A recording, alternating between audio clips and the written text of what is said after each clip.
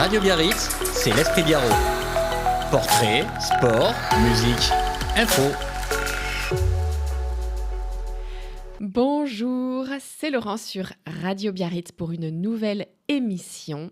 Je suis ravie de recevoir aujourd'hui Émilie Lafitte. Bonjour. Bonjour Émilie. Salut Patrick à la réalisation.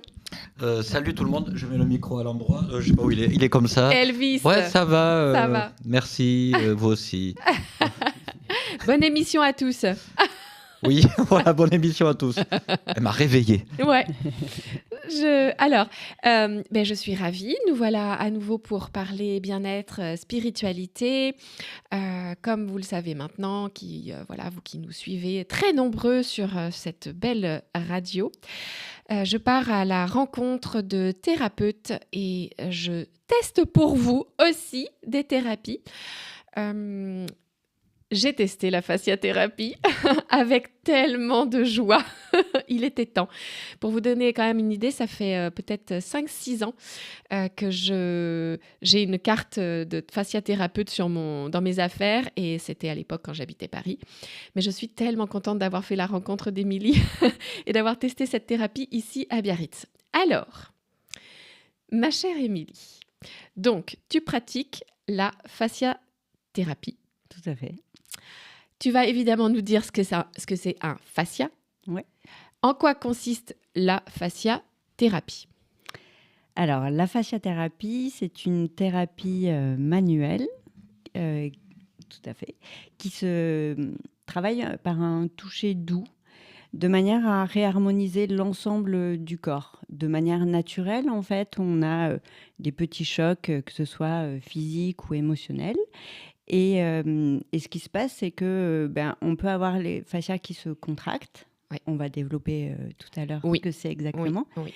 Et du coup, ça va créer une espèce de désharmonie dans le corps. Et moi, mon but, en fait, c'est de redonner un équilibre dans le corps. Dans le corps. J'en ai des frissons parce que forcément, j'ai en mémoire les 2 séances que j'ai faites avec toi et il y en aura tellement d'autres. Avec plaisir. Surtout avec mon pied qui s'est bien abîmé. Mais donc, tu le dis, c'est une thérapie du toucher. Mais je précise, c'est peut-être pas idiot de le préciser, mais nous sommes habillés quand nous sommes touchés. Oui, voilà. tout à fait. Tu reçois sur une table de massage, Oui. un équivalent, que tu peux monter, descendre. Tout à fait. Et puis, tu nous proposes une petite couverture pour gérer la température du corps qui va être forcément en état de conscience un peu modifié Ouais. et peut-être peut se refroidir dans la détente. Et effectivement, la seule chose que j'enlève, ce sont mes chaussures. Les montres connectées. Voilà, tout ce qui est... Moi, j'enlève toujours tous mes bijoux. Ouais. S'il y a trop de pierres, tout ça, on enlève. Oui. Et les ceintures. Et les ceintures, voilà. Parce qu'effectivement, tu as besoin d'avoir accès au corps dans son état naturel. Tout à fait. Hein ? Ouais. Voilà, super. Donc voilà, nous allons partir pour 1 heure d'exploration du fascia et de la fasciathérapie. Moi, je suis convaincue plus. Alors, pourquoi j'y allais ? J'y allais parce que... La curiosité, bien sûr, mais c'est ce qui m'avait été recommandé parce qu'il aurait été diagnostiqué chez moi une fibromyalgie. Bon, en tout cas, j'ai des douleurs tout le long du corps, des inflammations, on va dire. Et je me suis dit, après tout, allons chercher quelque chose qui est un peu global dans le corps et dans son entièreté pour gérer justement, comme tu le disais, parfois cette disharmonie ou peut-être ce manque de fluidité. Aussi, oui, tout à fait. Sans doute. Alors, j'ai assez parlé. Je parle rarement aussi autant en introduction, mais c'est vrai que je suis fascinée par la fasciathérapie et par surtout ta capacité et ton ressenti. Tu vas nous en dire plus. Alors, le fascia. Qu'est-ce que c'est qu'un fascia ? Alors, on va essayer de vulgariser un petit peu ce que c'est le fascia. Le fascia, en fait, c'est un tissu conjonctif qu'il y a partout dans le corps, aussi bien en superficie qu'en profondeur. Il faut vraiment imaginer comme une toile d'araignée. Partout où on imagine qu'il y a du vide, il y a ce fascia qui est là. Et suivant où il est, il ne va pas avoir la même dénomination, c'est-à-dire que par exemple, on va avoir la peau, le derme, l'épiderme, qui est une forme de fascia. Oui. On va avoir la plèvre, qui est autour des poumons. On va avoir les méninges, qui sont autour du cerveau. Les loges, qui entourent les muscles. Le périoste, autour de l'os. Voilà. Tout ça, ce sont des fascias qui sont différents et qui vont avoir une même composition de base, mais avec dans des proportions différentes suivant leur rôle. Oui, donc un rôle différent, pas forcément une texture différente. Ça peut aussi. Ah si, ça peut, bien sûr. Ça peut, dans Bien le sens où il va y avoir des fascias qui vont être plus denses, plus toniques, Ouais. et des fascias qui vont être plus élastiques. Et donc, Concrètement, est-ce que c'est épais, c'est fin? ça dépend dépend. vraiment de là où il est. Et puis, en fait, ce qui se passe, c'est que c'est pas juste un fascia, un muscle. Tout est un petit peu imbriqué. Donc, c'est toujours Ouais. compliqué. C'est pas, tout n'est pas séparé, cloisonné. Mm-mm. Ok. Bon, moi, je garde quand même en mémoire, et tu le donnais, je t'ai entendu en conférence, tu donnais cet exemple de la petite peau du poulet. C'est-à-dire que parfois, quand vous soulevez entre la peau et la chair du poulet, vous avez cette petite membrane Tout à fait. un peu blanchâtre. C'est un fascia. Oui. Voilà. Et C'est ça, ça. je trouve que ça représente, pour moi, c'est très représentatif, en fait. Voilà, c'est assez clair. On ne verra plus le poulet de la même De la manière. même manière. Alors, on peut continuer de le manger, hein, mais effectivement, on ne le voit plus de la même manière. Et ça m'a fait sourire parce que récemment, j'en ai encore mangé. Et je dis, ah oui, c'est vrai qu'il y a cette petite peau. Et alors, l'anecdote quand même, tu nous en parleras peut-être, mais c'était une membrane qui, à une époque, était retirée. Parce qu'on ne savait pas à quoi elle servait. Oui, alors à l'époque, quand il disséquait, en fait, il la mettait à la poubelle parce que ça prenait de la place et puis ça servait à rien. En tout cas, à cette époque-là, on ne s'en souciait pas. Ouais. Et puis, au fur et à mesure, c'est en fin 1700 que le docteur Bichat a commencé à s'en occuper. Ensuite, on a le docteur Steele qui est l'initiateur de l'ostéopathie, qui en a énormément parlé également. Et puis après, au fur et à mesure, maintenant, ça fait presque 50 ans, en fait, que vraiment c'est mis en lumière, et plus on avance, plus on se rend compte de la potentialité du fascia. Oui. C'est vraiment, on s'engouffre dans un entonnoir, on a l'impression que c'est pas grand-chose, et en fait, au fur et à mesure, on découvre le potentiel, c'est ça, et l'importance. Tout à fait. De cet espace. Ok. Alors, est-ce qu'on a tout dit par rapport à la description d'un fascia? Qu'est-ce qu'on pourrait rajouter d'autre avant de passer à, effectivement, de quoi il est constitué? Oui, on peut parler de quoi il est constitué. Il est constitué de différentes fibres, donc de protéines. Ça va être donc du collagène. Et donc le collagène, on en connaît le mot. Ouais. On en parle beaucoup. En ce moment, oui. Et donc, suivant où le fascia est situé, on va avoir plus de collagène. Donc, ça va être un fascia qui va être plus résistant, plus dense. Oui. Et donc, peu élastique. Et on va avoir des fibres élastines qui, du coup, elles vont permettre plus d'élasticité, de souplesse dans le fascia. On va avoir de l'acide hyaluronique. Tiens donc, encore un mot qu'on connaît. Oui, on connaît voilà, ça. Mais ouais. Et on ne sait pas trop où c'est, mais notamment dans le fascia. Qu'est-ce qu'on va avoir d'autre? Enfin, il y a plein de récepteurs. Oui. Il y a des cellules myofibroblastes qui sont des cellules contractiles.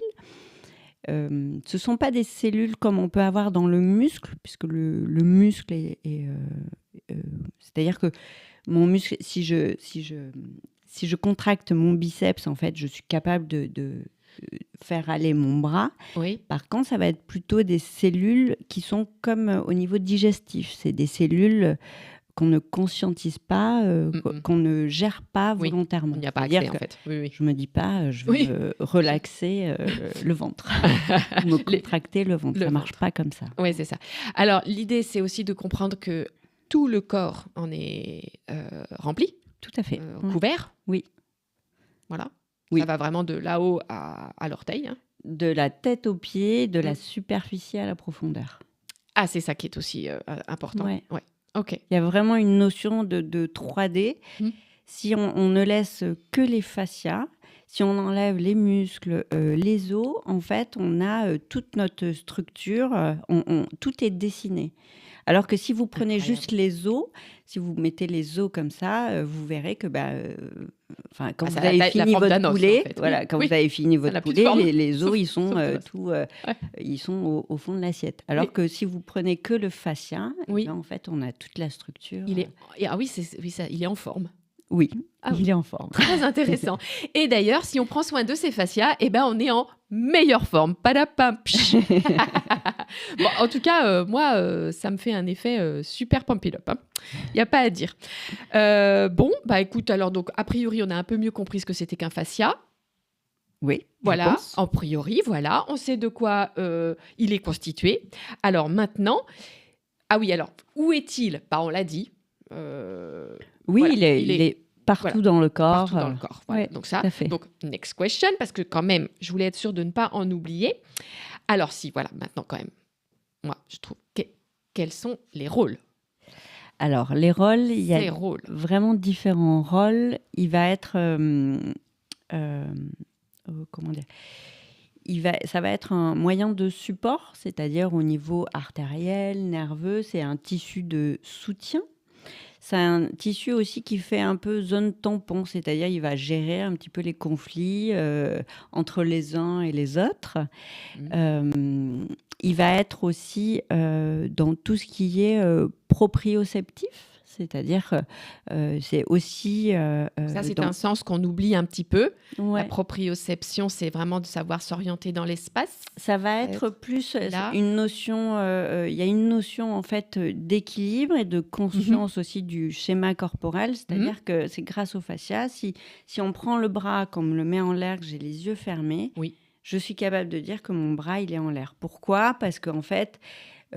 dans le fascia notamment, je sens qu'ici, en fait, ça me tire au niveau du bras, donc je suis capable de dire que mon bras, il est en l'air. Il y a une conscience. Je vais sentir que mon bras, il est plus lourd, que mon sang, en fait, il va commencer à descendre, que ça va commencer à me piquer dans la main. Voilà, il y a différents rôles du fascia. Incroyable. Bon. Alors, au quotidien, par exemple, je fais un petit peu de sport, j'ai une courbature. On en parle souvent, ça, de la courbature. C'est le muscle qui se rappelle à nous. Oui. En fait, est-ce que le fascia, le fait d'avoir fait un petit excès de sport et tout ça, est-ce que ça impacte le fascia comme ça peut impacter mon muscle ? Oui, mais pas dans la même mesure. C'est-à-dire que, par exemple, les courbatures, c'est à un moment donné, c'est la libération en fait des déchets qui ont été accumulés pendant la contraction. Intéressant. Quand tu parles, est-ce que le fascia subit après le sport ? En fait, dans la contraction musculaire, il y a à peu près 20 à 30%, c'est le fascia qui bosse. Il n'y a pas que le muscle. En fait, le fascia permet aussi d'avoir une continuité dans le mouvement, une certaine coordination. Ok, tout ça est un sacré travail d'équipe. Oui, tout à fait. Mais justement, en fait, j'explique souvent pendant mes séances que le corps humain, c'est une entreprise familiale avec des petits ouvriers qui travaillent à la chaîne. S'il y en a un qui est en arrêt de travail, la chaîne, il faut qu'elle continue. Donc, il y en a, ils vont accélérer, il y en a, ils vont ralentir, suivant où ils sont dans la chaîne. Eh bien oui. Et au fur et à mesure, plus on attend dans le temps, plus les petits bonhommes ils vont s'essouffler. Donc, plus on va en avoir qui vont se mettre en arrêt. Oui. Et nous, notre but en fasciathérapie, c'est, j'explique, de les remettre à mi-temps thérapeutique. C'est de limiter l'arrêt de travail, de remettre en mi-temps. C'est ça. C'est-à-dire le remettre au moins à mi-temps thérapeutique et de prévenir les autres qu'il est revenu. Parce que si on ne prévient pas les copains autour, ils vont rester en hyperactivité. Voilà, la chaîne va continuer comme si... de rien n'était. Oui, c'est ça. D'accord. Donc, le tout est de redonner en fait des informations au corps. Exactement. C'est pour ça qu'en fasciathérapie, on travaille des pieds à la tête parce que tout ça est une question d'organisation globale. Oui. On peut pas juste... on a une douleur au genou... c'est le haut de l'iceberg, il faut aller chercher comment s'est construite cette douleur. Bien sûr. Parce que à partir du moment où on a une douleur qui devient chronique, ça veut dire que le corps n'arrive plus à compenser. Il n'arrive plus à chercher La communication de est complètement solution. coupée aussi, ou en tout cas, C'est ça. oui, c'est ça. Il y a un endroit, La chaîne de travail est plus active à un endroit. en fait, c'est ça. Il y a un endroit où ça veut dire qu'il il se passe rien. C'est-à-dire soit la zone est contractée, soit c'est le cerveau, parce que le cerveau, il dit, mais moi, mon but dans la vie, c'est de ne pas avoir mal. Donc, il va faire abstraction de cette zone-là. Entendez bien, hein, le cerveau va effectivement avoir comme intention de couper la douleur, en fait. Hein, Oui, c'est ça. de pas Et avoir donc, mal. il va Donc, compenser. il va compenser. Et des fois, en fait, au bout d'un moment, dans les problèmes chroniques, c'est-à-dire que la zone qui est douloureuse, elle est même, comment dire, elle est vraiment mise à part par le cerveau. Ouais. Et en fasciathérapie, le but, c'est vraiment de venir réveiller cette douleur. Oui, comme si elle avait été un peu anesthésiée, en fait, par le cerveau qui ne veut pas avoir mal. Oui, c'est ça. Alors, j'ai fait un mauvais lapsus. C'est pas réveiller la douleur, c'est réveiller la zone qui est douloureuse. Oui. Mais on va pas venir la réveiller par la douleur, en fait. Le but, c'est vraiment d'aller chercher les plans de glissement et de redonner au cerveau l'information comme quoi cette zone, elle est safe. On peut la bouger sans avoir mal. Mais bien sûr, on va pas partir sur des grands mouvements. On va juste donner un tout petit peu de glissement. Oui. Et c'est là que c'est intéressant, effectivement. Donc, tu disais, tu prends le corps dans sa globalité. Toi, en tant que praticienne, tu commences par les pieds. Quel que soit, en fait, le... Ça dépend. Ah, ça dépend. Ouais. Okay. Ça dépend. Des fois, je commence par les épaules. Mais tu passeras partout. Je passe partout. Voilà, c'est ça. L'idée, c'est ça, c'est que tu vas au contact de la peau.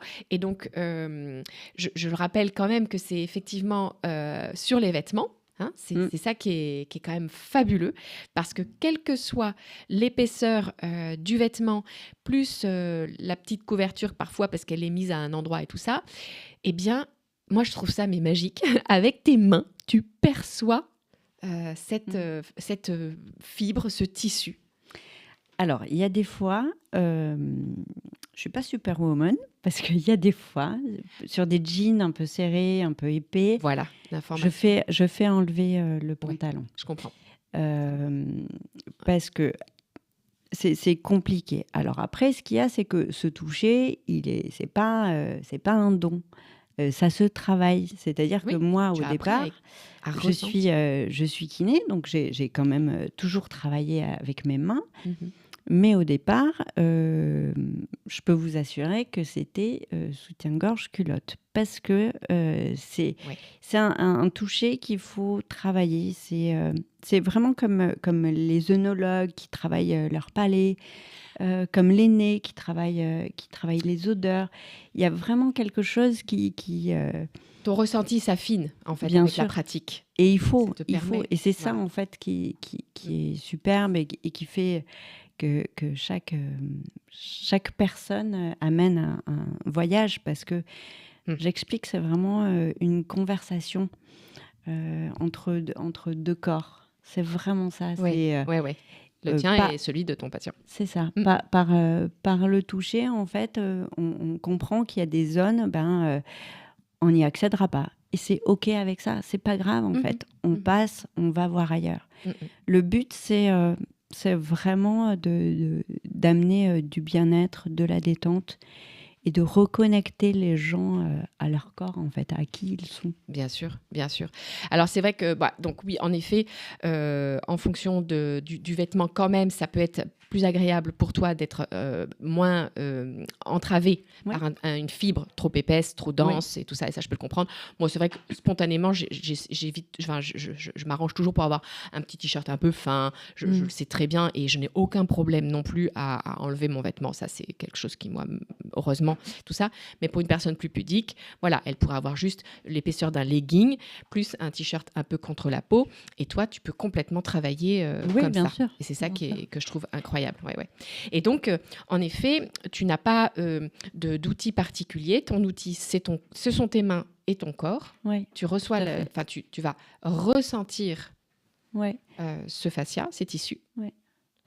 En fait, c'est très simple. C'est,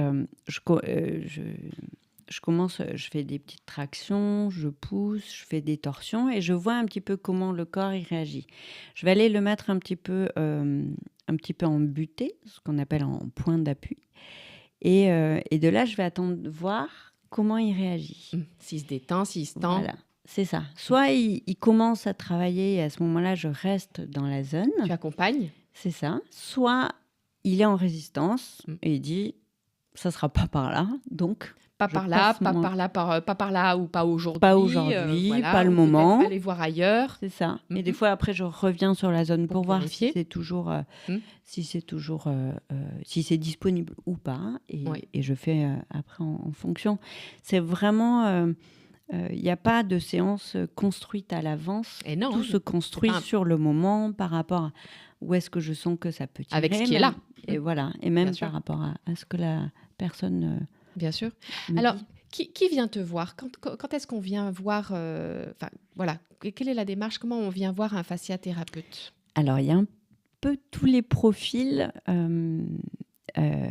on va partir des extrêmes. Il y a des personnes qui sont en burn-out, qui sont du coup déconnectées d'elles, il y a des personnes dépressives qui viennent. Il peut y avoir aussi des personnes qui ont des lombalgies ou des douleurs de genoux. Des problèmes viscéraux de type constipation. Ça peut être sur des problèmes respiratoires. Quand on est stressé aussi, en fait, on a tendance à avoir... Oui, le corps qui se tend, qui tout à fait. dysfonctionne clairement à certains endroits. Sur un terrain anxieux, sur des migraines, il y a des gens, ils viennent aussi par curiosité, où ils se disent oui, j'avais envie de venir tester. Et puis après, quand ils sortent, ils se disent ok, j'ai compris pourquoi j'étais venue. Voilà, je me reconnais là aussi, parce que c'est vrai qu'il y avait chez moi beaucoup de curiosité. D'abord parce que moi, j'avais aussi beaucoup aimé ton contact. Enfin, en tant que personne, je t'avais entendu, donc parfois tu fais des conférences Oui, tout à fait. voilà, dans la région. Et c'est vrai que je pouvais apporter, comme je le disais en introduction, la problématique de la fibromyalgie, entre guillemets, parce que a priori, ce serait pas ça, plus une inflammation, et c'est complètement OK. Mais c'est vrai que j'entends, parce que moi, ex-burnout, tendance quand même un peu anxieuse, le côté peut-être un petit peu en dépression, tout ça, beaucoup de stress avec mon ancien métier.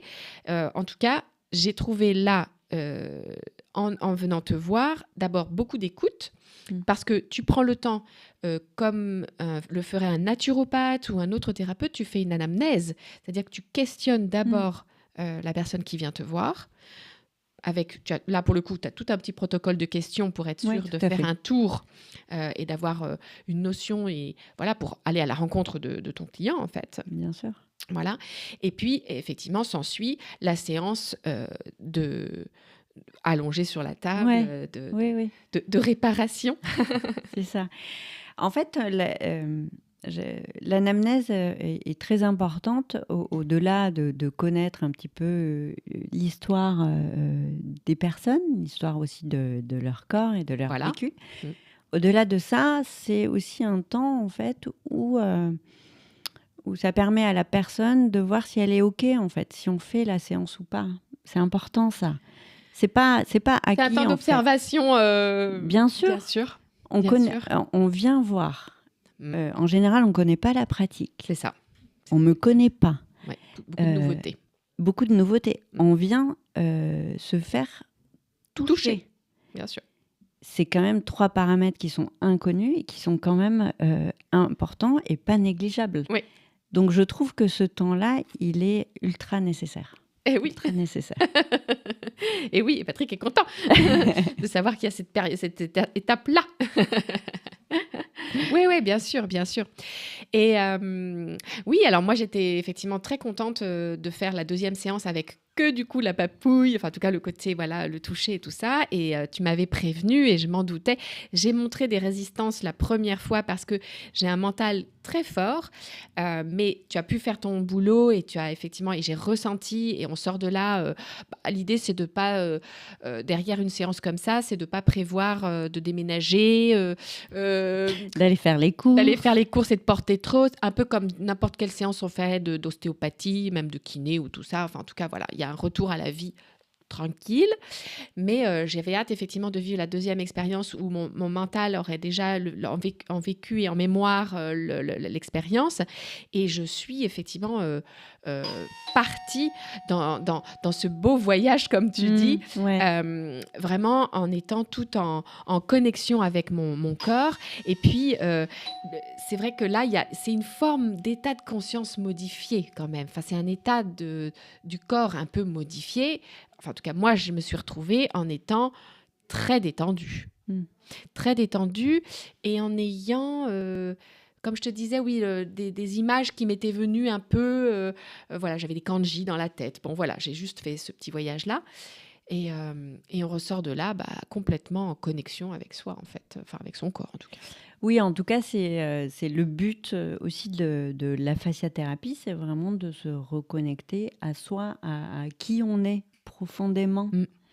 Dans la méthode d'Animois dont je suis issue, il y a également une branche, donc il y a la fasciathérapie qui est une thérapie manuelle, il y a également la méditation, il y a des méditations guidées, et il y a également ce qu'on appelle la gymnastique sensorielle, en fait, que j'introduis un petit peu, que je vais davantage introduire dans les séances, qui permet en fait de remettre en mouvement certaines zones justement qui sont un petit peu oubliées. Oui, absolument. Et pour avoir du coup reçu ici Kelly Smith qui propose la méthode Feldenkrais, je pense qu'on est un peu dans quelque chose de similaire. C'est-à-dire c'est au sol et des petits mouvements tout doux que tout le monde peut faire à partir du moment où il y a de la mobilité, quoi. Ouais. Après, la gymnastique sensorielle se fait aussi bien assise que debout, tout ça. C'est ça. Mais la méthode Feldenkrais, que j'aime beaucoup, puisque je l'ai aussi pratiquée en tant que cliente. Je ne suis pas du tout formée, mais j'ai beaucoup apprécié ce contact aussi, en fait, avec la lenteur, parce qu'en fasciathérapie, il y a beaucoup de lenteur, parce que c'est dans la lenteur qu'on accède à quelque chose de plus juste et plus vrai. Ouais. Tout à fait. C'est comme quand on prend en fait une tasse. Si je prends ma tasse lentement, j'ai le temps de m'adapter. Si je la prends rapidement, en fait, j'ai pas le temps de m'adapter. Je vais peut-être arriver trop loin, la renverser trop tard. Ouais. Donc, en fait, il y a, en fasciathérapie, il y a cette notion aussi de temps un petit peu suspendu. Et c'est pour ça qu'après, effectivement, une séance de fasciathérapie, je conseille de prendre un temps pour soi. Ça peut être une balade dans la forêt. Mon cabinet est à côté de la forêt, à côté de l'océan. Donc, on a le choix. Bien sûr. Mais en tout cas, voilà, de rester aussi dans cet état un petit peu... où on est détendu et on a pris du temps pour soi. Moi, je travaille que dans le silence. On a plus souvent, on en parlait tout à l'heure, on a plus souvent l'occasion d'être réellement dans le silence. Oui. Oui, c'est vrai. Tu pourrais effectivement te dire, je mets une petite musique, c'est comme il arrive quand on va se faire masser. Souvent, la thérapeute peut mettre une petite musique et tout ça, qui d'ailleurs, moi, en tant que cliente, ne me convient pas toujours. Oui. Et c'est vrai que des fois, les goûts du praticien ne sont pas les mêmes et puis c'est pas toujours les mêmes musiques qui t'embarquent et tout ça.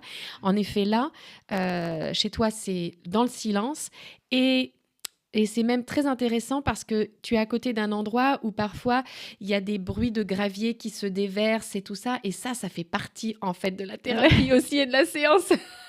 J'avoue, même des fois, il y a des mouettes, tout ça. Donc voilà. Et ça en fait partie, en fait. Ouais, c'est un peu immersif. Oui. Alors évidemment avec une tendance océanique, hein, mais on n'est pas dans la jungle avec des bruits Non. de singes et de perroquets. Mais voilà, On on a... pas Anglette sinon. C'est ça, voilà. Donc effectivement, ton cabinet est à Anglette, très, très facile d'accès, dans une zone où on peut se garer facilement. Ça, c'est un point aussi Oui. assez pratico-pratique, mais Oui, qui oui. a son importance, en fait, Oui. après tout. J'ai pu y aller à vélo, c'est très bien aussi, un petit endroit pour poser son vélo. Bon, alors, donc on ressort de ça. Bah, effectivement, on a fait ce voyage, on se reconnecte au corps. Alors, évidemment, première séance, peut-être une découverte avec la rencontre avec toi, avec la thérapie, tout ça. Mais a priori, c'est quelque chose qu'on peut faire régulièrement. Oui, après, c'est bien d'en faire de temps en temps pour prendre du temps en fait pour soi, mais c'est bien de pas trop en faire non plus. J'explique que c'est comme une leçon qu'on apprend. C'est-à-dire que si je vous donne une leçon, je vous donne une page à apprendre, et je vous dis on se revoit dans une semaine. Mais du coup, ça veut dire que la première leçon, il faut qu'elle soit déjà digérée avant que je vous donne une autre leçon. C'est pour ça que c'est important de respecter un certain temps. Moi, je conseille au moins, je conseille déjà minimum 2 séances pour que le temps, en fait, que le corps, il infuse. Ils retiennent un peu l'info, en fait. Tout à fait, et pas qu'ils repartent dans ses anciens schémas. Ouais. Et entre la première et la deuxième séance, je conseille entre 2 et 5 semaines. Oui. Ça m'arrive de temps en temps, il y a toujours des exceptions, ça m'arrive de faire assez rapproché, de faire une séance, une semaine, et puis la semaine suivante, une deuxième. Oui. Là, c'est vraiment quand on est en aigu, quand on est vraiment bloqué. Crise. Ouais. Voilà. Mais sinon, après, il y a au moins ces 2 séances, et ensuite, moi, personnellement, pour moi, j'y vais tous les mois. Une fois par mois. Bah ouais. Bah oui, bien sûr. Mais après, ça, c'est propre à chacun. Et c'est propre aussi à sa bourse, parce que ça reste... Bon, c'est un investissement. investissement. Voilà, bien sûr. Mais qu'est-ce que c'est que finalement d'investir sur soi? Ça n'a pas tellement de prix, d'autant que c'est quand même pour anticiper potentiellement des dysfonctionnements. Tout à fait. C'est toujours mieux d'être sur une notion d'entretien que de venir quand on a déjà un peu la corde au cou. Quoi. Oui, voilà, c'est ça. Oui. Très bien. Bon, alors toi, en tant que praticienne, je peux croire aussi que du coup, tu choisisses ton thérapeute en conséquence, parce que forcément... Oui. Mais après, je les connais tous. Et voilà.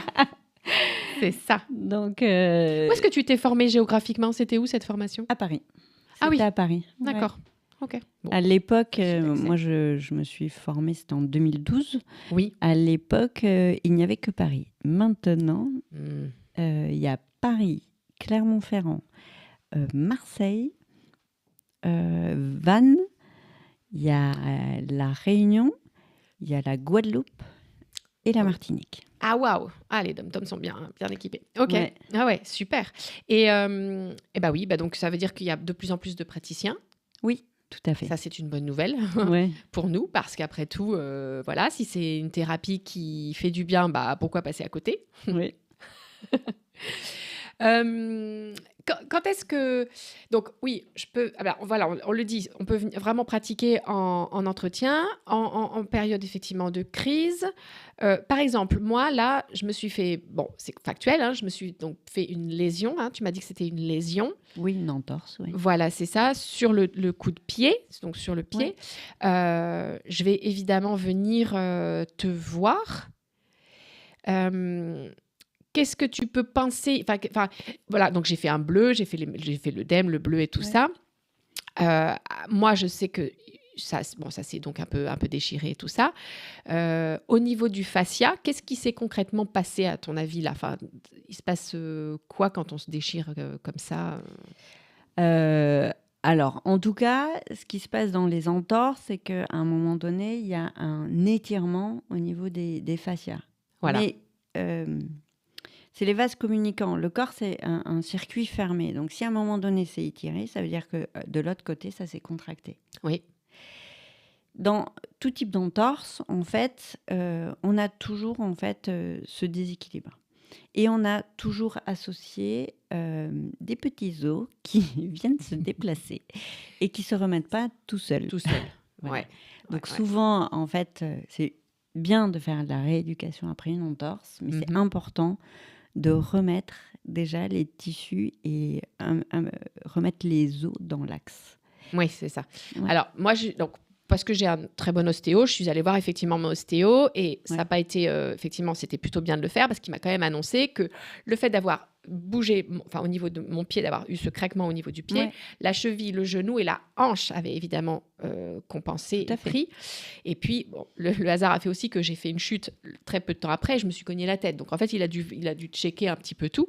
Mais c'est vrai que pour moi, c'était évident que je viendrais te voir après parce que juste, voilà, pour vérifier et remettre un peu de douceur et refaire, Mhm. rassurer mon corps et pour éviter de passer à côté peut-être de quelque chose qui serait... Alors peut-être que c'est la représentation que je me fais et qui n'est pas juste, hein, mais tu vas me corriger. Mais je me dis, bah oui, s'il a compensé, s'il y a eu donc comme une forme de traumatisme Mhm. sur mes tissus, Bien sûr. juste aller vérifier que rien n'est... En tout cas, qu'il n'y a pas eu un endroit où c'est plus traumatisé qu'un autre, que je ne ressentirais pas, parce que a priori, c'est vrai que je ne ressens pas forcément de douleur. Enfin, Ouais. j'ai pas, enfin, voilà, il y a des douleurs dans le corps, bien sûr, mais un fascia qui a un peu bougé ne crée pas forcément une douleur. Non. Voilà. Après, on retourne sur ce système en fait de compensation. Voilà, c'est C'est-à-dire que le corps, lui, il se dit OK, ça c'est la nouvelle donne. Ben moi, je Voilà. vais compenser en fait. Voilà, c'est ça. Et moi, je voudrais éviter de compenser trop longtemps. Ouais. Et donc, je viens te voir pour justement que ça se remette, de redonner l'info à mon corps que c'est OK, il n'a plus besoin de compenser, tout est bon, tout Ouais. est en train de se réparer. Oui, tout Voilà. à fait. Et pour moi, ça me paraît assez pertinent, en fait, de faire cette démarche-là. Et c'est aussi judicieux en fait d'aller voir son ostéopathe parce Voilà. que je rebondis. La fasciathérapie est un peu née, je dis, de la cuisse de l'ostéopathie. Mhm. C'est-à-dire qu'en ostéopathie, on travaille également sur les fascias, Oui. mais on ne va pas travailler de la même manière, Voilà, c'est ça. en fait. Donc, mais quand même, ça n'empêche que la fasciathérapie est issue de l'ostéopathie, puisque le fondateur, Danny Bois, est kiné ostéopathe. Mhm. Et donc, c'est de là, en fait, ensuite, qu'il a senti qu'il se passait d'autres Voilà, c'est choses. ça, qu'il y avait Voilà, sur un autre niveau. un autre qui est- plan. Ouais. Voilà, qui était quelque chose d'un peu plus subtil. Ouais.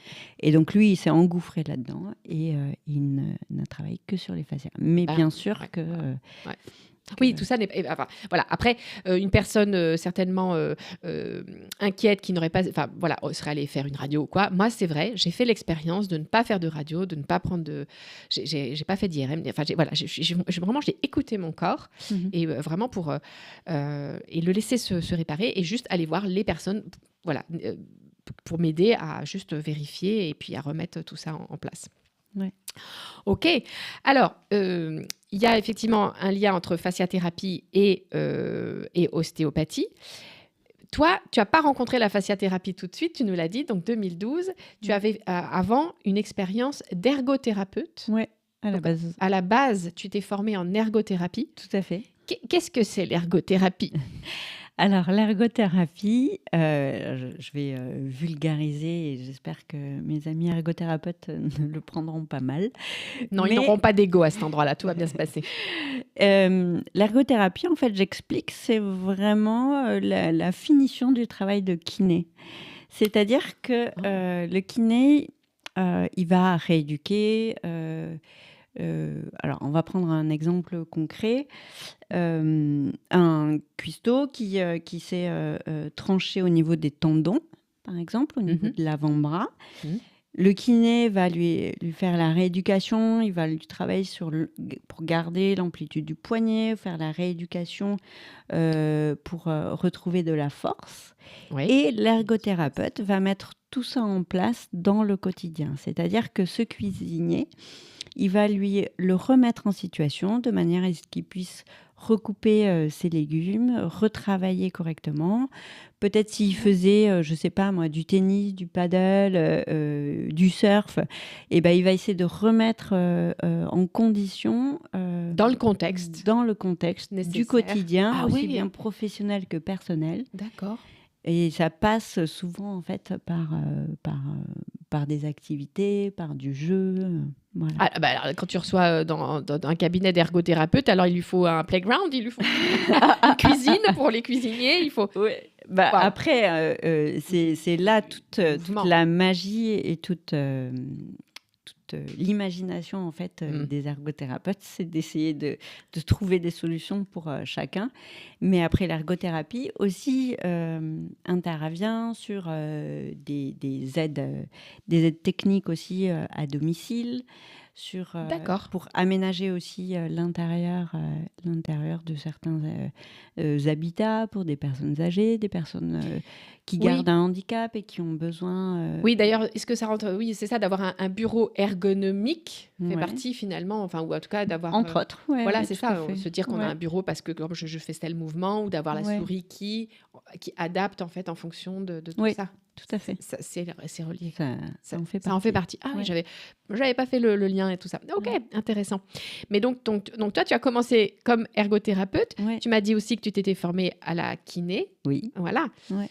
Et bon, J'ai tu as beaucoup pratiqué. Oui, en fait, l'ergothérapie, j'ai assez peu pratiqué parce peu, que oui. c'est ça. Après, j'ai assez rapidement embrayé sur la kiné La parce kiné. que je pense qu'il me manquait cette notion de toucher.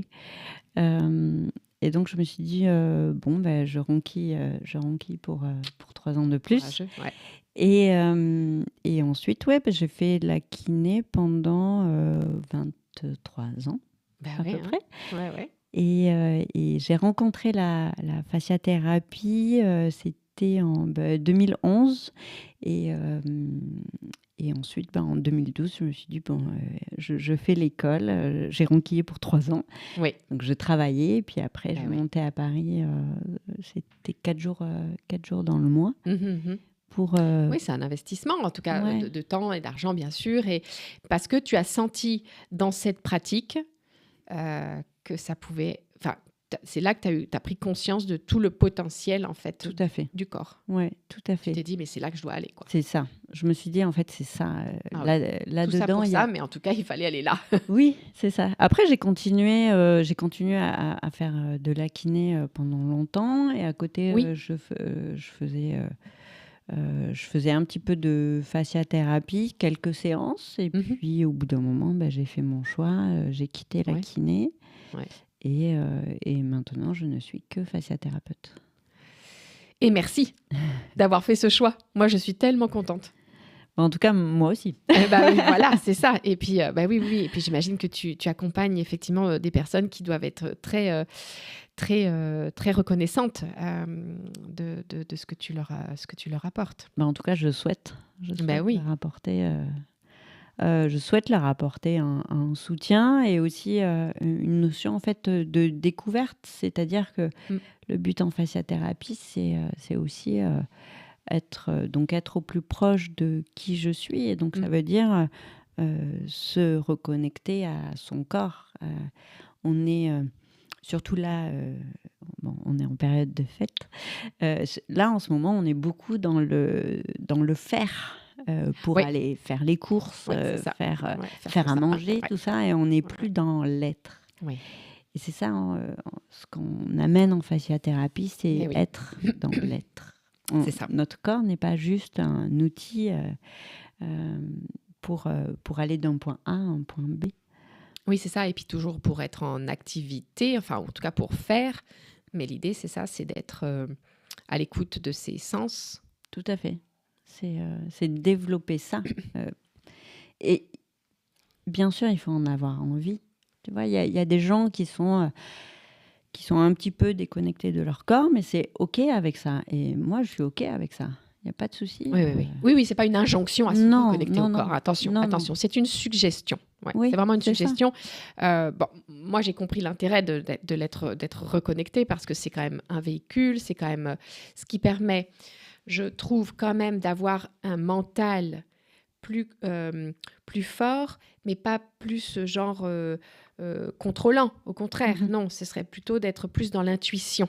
En fait, j'aurais envie de dire quand même que d'être plus connecté à son corps physique permet, bon, ça c'est mon jargon, mais d'être aussi plus connecté à ses corps subtils, mais vraiment dans le quotidien, être beaucoup plus connecté à mon GPS intérieur, en fait. Oui, d'être... oui, tout à fait. En tout cas, d'avoir aussi le côté plus, bon, bah là, je sens pas cette personne, cette situation, je la sens pas bien, ou cette personne ne me met pas à l'aise. C'est quand même pour aller chercher ça. Oui, tout à fait. Pour moi, en tout cas. Oui. En tout cas. En conférence, tu reparlais effectivement des sens. Oui. Qu'on fait beaucoup de ronchonchons sur les 5, ouais. mais on en oublie. Oui. Tu veux nous les redire parce que c'est une belle façon, je trouve, de vous partager et d'ouvrir un espace de connaissances, parce qu'ils sont importants. Oui, après, il y a cette notion de proprioception, de schéma corporel, qui font partie aussi, en fait, des sens plus subtils. Plus subtils. Ouais, mais dont on a quand même vachement besoin. Oui, dont on a vachement besoin. Et quand on est coupé... Savoir s'orienter dans l'espace et tenir par rapport à la proprioception, c'est intéressant. Oui. Et il y a celui qui est, alors je ne retiens jamais son nom, mais celui qui te permet d'aller écouter un ressenti à l'intérieur. Donc, il y a le côté toucher la douleur à l'extérieur, mais il y a celui qui te permet quand même de ressentir à l'intérieur. Il a un nom, celui-là, je ne sais plus trop, mais bon. Qui est plutôt sur cette notion de qui je suis, ou en tout cas, je suis. Ouais. La présence à soi. Ouais. C'est ça. C'est ça. Et je me sens respirer, je sens... moi, je sais que quand je suis en état de détente et tout ça, je ressens le travail dans les intestins, par exemple. Ouais. Donc, c'est être à l'écoute de tous ces petits ressentis qui ne sont pas nécessairement des douleurs. Non. Juste du vivant. Oui, voilà. Au contraire, en fait, souvent, en fait, on ressent son corps quand on est soit dans l'effort, ça va être dans le sport, ou alors dans la douleur. Mais les fois, en fait, où il nous amène du bonheur, des choses comme ça, on profite de l'instant, mais on n'est pas forcément toujours connecté à soi. Et le but en fasciathérapie aussi, c'est d'apprendre à connaître un peu qu'est-ce qui se passe à l'intérieur.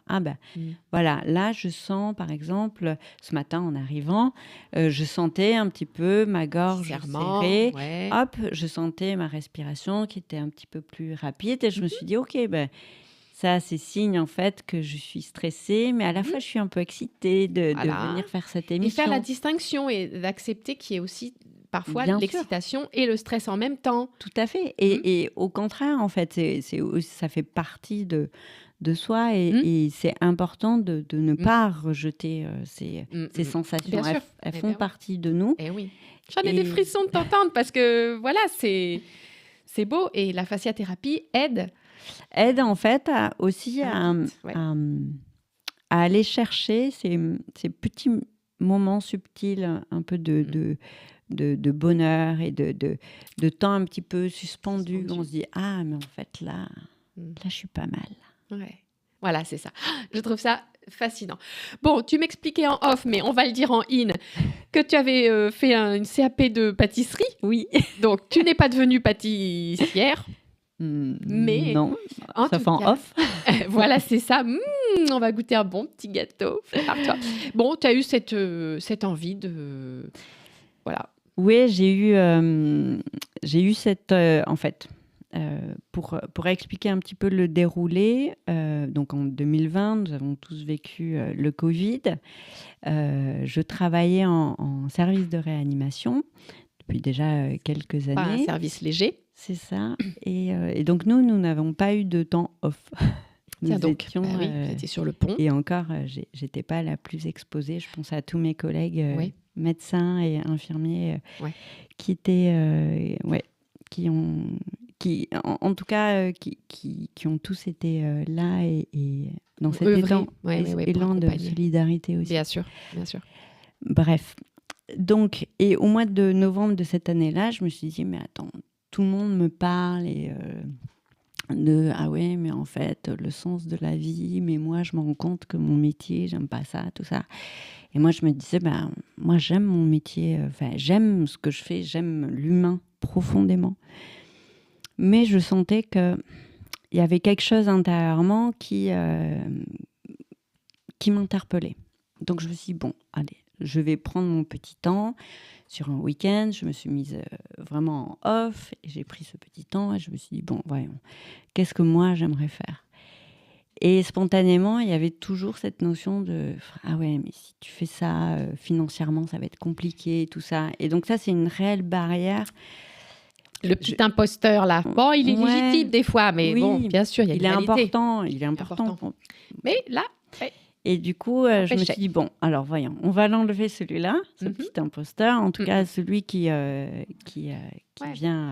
vient nous toquer à la tête et nous empêcher d'être un peu plus ouverts. D'explorer peut-être certaines choses. Sur ce qui me correspond, en tout cas. Ouais. Et je me suis dit, bon, allez, demain, je gagne au loto et je fais quoi ? Et là, je me suis dit, en fait, j'ai envie de faire de la pâtisserie. Et j'aime bien aller au fond des choses. Génial. Donc, j'ai passé un CAP de pâtisserie, d'ailleurs, avec un chef formidable qui s'appelle Cyril Saint-Nicolas, qui est à Cavignac, au-dessus de Bordeaux. J'ai passé une année super, difficile aussi. Mais en tout cas, j'avais besoin de ce temps-là pour cette notion en fait, de créativité. On l'a tous en nous. Moi, je ne fais pas spécialement de loisirs créatifs. Et donc, je me suis dit... Et puis, je suis très gourmande, en fait. Ouais. Et donc, je suis partie à faire ça. Et ce qui m'intéressait aussi, c'était de ne pas embarquer quelqu'un avec moi. C'est-à-dire que quand moi, je travaille toujours avec un patient, avec quelqu'un. Oui, et forcément lié à l'intégrité physique de la personne. Oui. En jeu parfois. Et donc, c'est la personne qui est au centre du soin. Ouais. Et moi, j'essaie de me rendre au maximum disponible pour chaque personne. Et là, je me suis dit, mais en fait... en pâtisserie, c'est pas grave si je rate ma pâte à choux. Voilà. C'est pas grave, je vais avoir les boules, mais c'est pas grave, je vais la refaire. Il n'y a pas réellement de conséquences là-dessus. C'est ça. Et donc j'ai eu besoin en fait un peu de cette soupape un peu sucrée, de douceur. Cette douceur. Ouais. Et mes amis en sont ravis. Ah ben ça, je me doute qu'ils ne viennent effectivement plus dîner de la même façon. Non, ils ont des attentes maintenant. Et que toi, tu reçois peut-être avec un peu plus de... Enfin oui, un niveau de compétences qui a grandi. Oui, canon. tout à fait. Canon. Magnifique. Bon, petite tradition dans cette émission, c'est de parler d'un livre qui t'a marqué. Donc, tu as eu la gentillesse de réfléchir un peu et de faire le tri. Voilà, donc tu m'as parlé de cette balade avec Épicure, comment tu appelles ça? Bah oui. Une balade avec Épicure, effectivement. Je suis une grosse liseuse, enfin j'ai une grosse lectrice plutôt. J'aime beaucoup lire et ça a été un peu difficile de faire le choix, mais ça c'est un livre de Daniel Klein qui s'appelle Balade avec Épicure et qui parle un petit peu c'est pas tout à fait du sens de la vie, mais en tout cas de comment on avance dans la vie et suivant les âges en fait. D'y trouver un bonheur à chaque période. C'est ça. Comme ça. De ne pas courir après sa jeunesse, d'accueillir en fait. Que le temps passe, bien sûr. D'être plus dans la contemplation. J'ai très très envie d'aller l'acheter, de le découvrir ce livre. Il est vraiment top. Ouais. Ben, merci pour cette belle découverte. Peut-être que toi aussi, tu auras envie de le découvrir. Ça s'appelle Balade avec Épicure. Oui. Très bien, très bien. Bon, cette émission tire à sa fin. J'ai mis donc en descriptif de cette vidéo, il y a le lien pour prendre rendez-vous avec toi. Tu es sur une plateforme qui s'appelle Rezalib. Oui, tout à fait. C'est ça. Ouais. On peut te trouver aussi très facilement sur Google, sur Google Maps en fait. Tu as ta fiche et tu as ton établissement là, enfin le petit truc Google. Merci Google pour cet espace qui est quand même assez efficace. Oh, Patrick, il fait boue. Bah oui, mais quand même, c'est pratique. Ça, c'est quand même pratique. Il faut le savoir l'utiliser à bon escient. Et les remercier pour ça. Voilà. Et pas pour le reste. Bon, un grand merci. À bientôt pour ma prochaine séance. Ouais, à bientôt, avec plaisir. Je vais prendre soin de mon pied et de moi tout court, de mon corps, parce que vraiment, c'est encore un espace que je me recommande plus. Merci, à très bientôt pour une prochaine conversation sur cette antenne. Merci pour ton invitation. Merci à toi de l'avoir accepté. Merci à toi de l'avoir accepté si aisément. Merci beaucoup et à bientôt. Radio Biarritz, c'est l'Esprit Biarrot. Portrait, sport, musique, info.